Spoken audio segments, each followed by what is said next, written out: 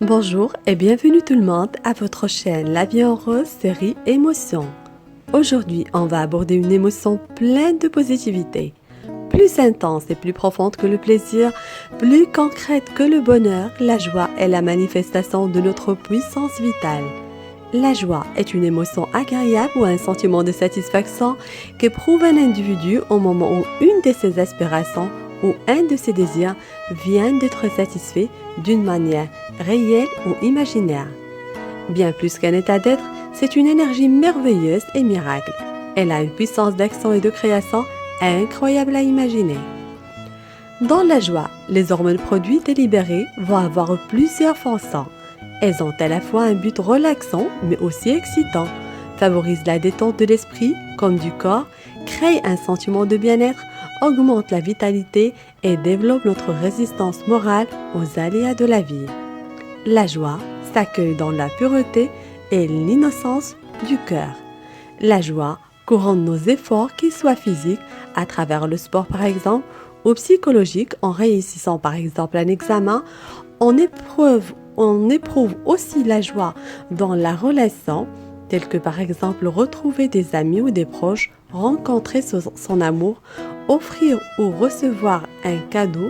Ces profonds moments précieux de complicité avec l'autre sont autant de moments de joie.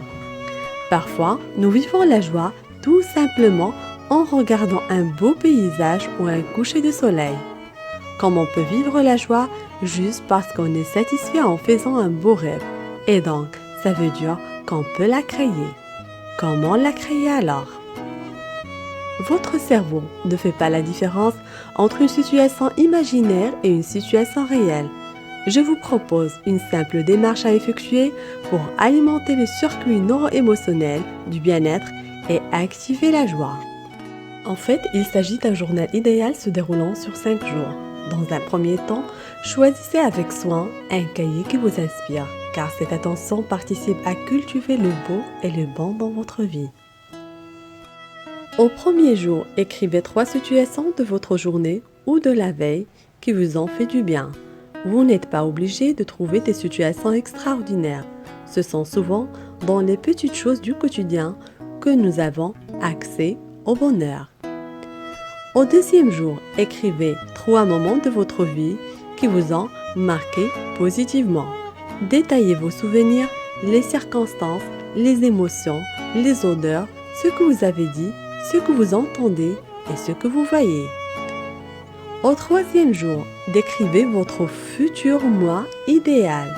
Projetez-vous dans un avenir plus ou moins proche et décrivez ce que serait votre journée idéale et la personne que vous êtes. Où habitez-vous? Que faites-vous? Quel est votre environnement? Quelles sont les personnes que vous côtoyez? Les émotions que vous éprouvez? Là aussi, plus vous irez dans les détails, plus les bénéfices seront intéressants. Au quatrième jour, écrivez une lettre de gratitude. L'idée est d'écrire une lettre de gratitude envers une personne qui vous est chère. L'étape suivante possible est de lui remettre la lettre par courrier, par mail ou directement. Et puis au cinquième et dernier jour, décrivez vos jours de chance. Il s'agit d'écrire 3 moments dans votre vie où vous avez eu de la chance. Comment cela s'est passé? Quelles ont été vos ressources, talents, capacités mises en œuvre dans ces situations? Tout cela permet à ce que vous identifiez vos propres processus pour activer la joie. Et bien sûr, ce journal idéal peut être effectué régulièrement afin d'ancrer tous les bénéfices dans vos vies et créer la joie en activant la connexion à votre puissance et à vos ressources. Maintenant, il ne suffit pas de créer la joie, mais aussi de la cultiver. Alors, comment cultiver sa joie de vivre? La joie ne doit pas dépendre des circonstances de ta vie. À toi de jouer pour la cultiver. Cultiver sa joie de vivre devient un des investissements les plus rentables pour l'équilibre, l'énergie, le bien-être de tout individu. Elle mérite d'être travaillée. Je partage avec vous 10 astuces pour cultiver sa joie de vivre. Premièrement, avoir un métier qui vous passionne Elle vous permet de vous développer et vous épanouir. Cette partie de votre vie doit être en harmonie avec vos inspirations. Et croyez-moi, ce n'est jamais trop tard de changer de métier. Deuxièmement, déterminez les activités qui vous apportent plaisir et joie et qui vous font vibrer. Exemple, la danse, la musique, la peinture, la poterie, l'apprentissage d'une langue ou d'un instrument de musique. Les bienfaits et la positivité de ces moments vont vous permettre de vous retrouver et de vous exprimer et aussi de créer. Troisièmement, faire le bien, aider et donner. Selon Jean-Baptiste Messiaen, la joie de faire le bien est plus douce et plus touchante que la joie de le recevoir. Quatrièmement, savourer les petites joies. Une personne ne peut réellement être heureuse que si elle se concentre sur elle-même. La puissance de la joie se manifeste alors dans son quotidien, ce qui implique de se poser des bonnes questions pour arriver à cet état d'esprit. Quels sont les plaisirs simples de ta vie? Quelles sont les bonnes vibrations et sensations? Cela permet déjà de profiter pleinement de tous les petits moments joyeux de ta vie et aide à rester toujours positif.